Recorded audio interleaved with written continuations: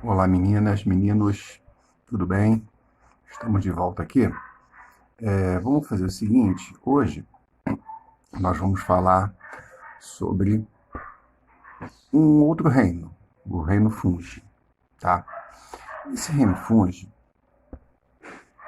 ele é formado por organismos eucariontes. O que é um organismo eucarionte? É aquele que tem a célula mais complexa, né? Célula procariota, célula menos complexa, a célula eucariota, célula mais complexa. São organismos heterotróficos ou heterótrofos. Heterótrofos são aqueles organismos que não conseguem produzir seu alimento, por isso, eles precisam buscar os nutrientes no ambiente de alguma forma. Os fungos, por exemplo, eles não comem como nós, animais. Eles absorvem os nutrientes que estão presentes no ambiente. Existem também organismos formados por uma célula só, unicelulares. Existem os formados por várias células, que são os pluricelulares. Esses que são formados por várias células, os pluricelulares, não têm, como as plantas e os animais, essas células organizadas em tecidos ou órgãos. Então, são células especiais, né, chamadas hifas, que se aglomeram formando um falso tecido. E a gente tem alguns fungos bem conhecidos, como as leveduras, vamos ver daqui a pouquinho, né, os bolores e os cogumelos. Bom, esses fungos, eles tanto podem ser de vida livre. O que é de vida livre? Que vivem no ambiente, sem necessariamente estar associados a outros organismos, como podem também estar associados a outros organismos. Essa associação pode ser uma associação benéfica, a gente chama de harmônica, ou pode ser prejudicial.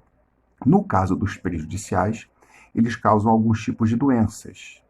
As micoses, por exemplo, né? A gente fala pele, micose, tal, causam algumas doenças. Só que a maioria, que é de vida livre, faz a decomposição. Então, a importância, né, isso é uma coisa muito importante, eles contribuem para a reciclagem da matéria no ambiente. As leveduras, a gente conhece mais popularmente como fermento biológico. Então, quando a pessoa, por exemplo, vai fazer uma massa de pão ou uma massa de pizza, ela usa esse fermento para fazer, não o fermento químico, né, aquele brinco químico que é para fazer bolo. É um outro tipo de fermento, que ele normalmente vem em tabletezinhos, e que é usado nas padarias ou nas pizzarias, para poder fazer a produção da massa. As leveduras também são usadas na produção de bebidas alcoólicas. Então, a cerveja, o vinho, por exemplo, são bebidas produzidas com a ajuda dessas leveduras.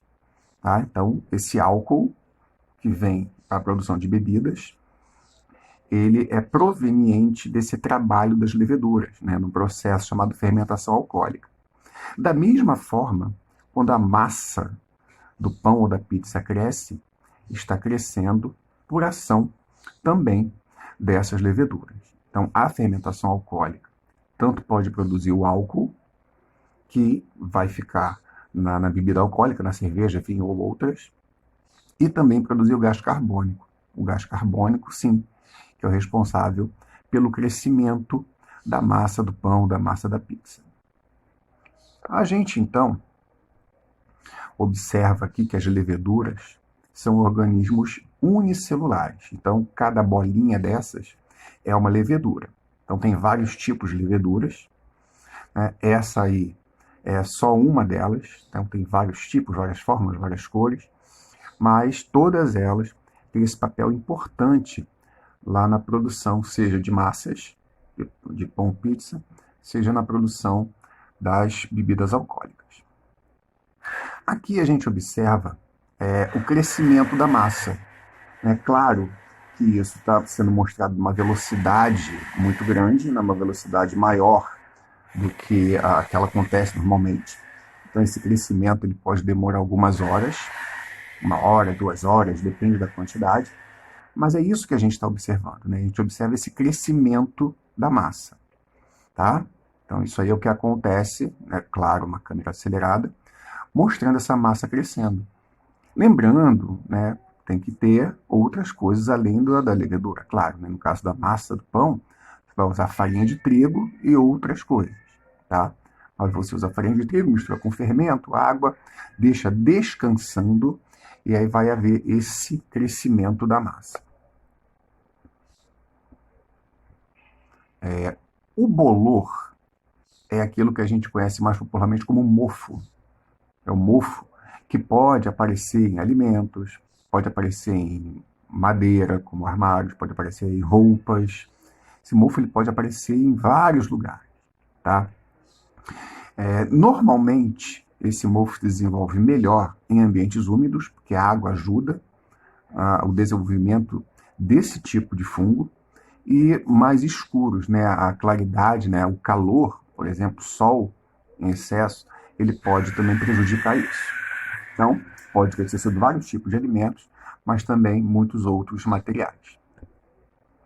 Aqui a gente vê um exemplo, né? É uma laranja, né? Você vê essas partes brancas e verdes que estão sobre a laranja, são o mofo, são o bolor, que já apareceu ali e já está constituído. Né? Mas a gente pode observar também, claro, também numa câmera acelerada, como esse mofo ele vai se depositando e ele vai degradando aquele material. No caso aí, um fruto também, tá? E esse fruto, ele vai sofrendo a ação do mofo.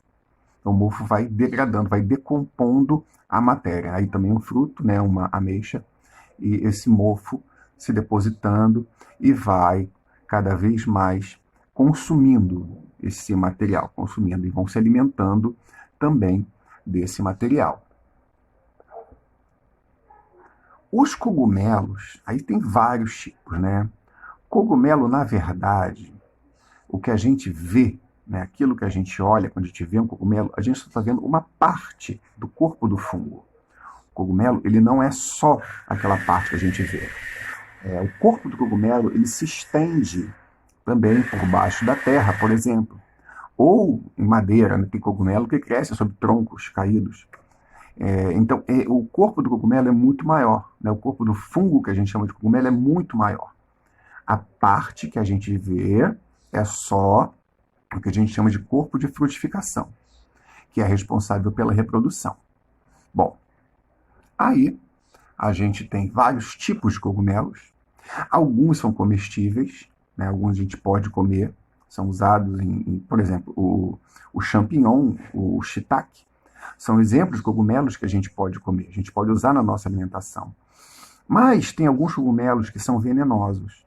Então, se a gente comer, a gente pode se intoxicar. Então, a gente tem que ver direitinho qual cogumelo pode ser usado na alimentação. Os que são vendidos em comércios em geral, sim, não tem problema nenhum, você pode comer à vontade. Mas aqueles que a gente encontra no ambiente, né, uma floresta, você entra numa floresta, você encontra alguns cogumelos.